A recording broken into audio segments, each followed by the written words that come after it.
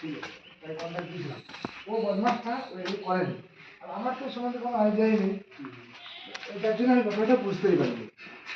ওকে আমি টাকাটা ভালো হওয়ার পরে আমার কিছু পয়সা আমার ওই টাকাটা ও তুলে নিয়েছে।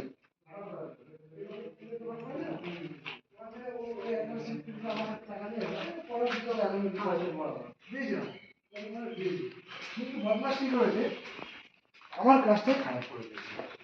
আর তারপরে বলতে কি ওই সে আমার কাজটা শেষ হয়ে ধারায়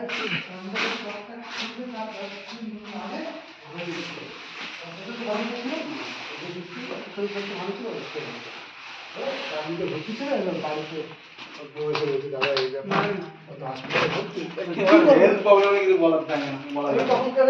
তখন মানে তখন ভাবছি যে হয়েছে কি করবো, তখন বাজে মিক্সার ভালো হয়, জল বেশি কারণ থাকাতে নেই, এদের কংক্রিট হাড় থেকে বড় হয়ে যাচ্ছে।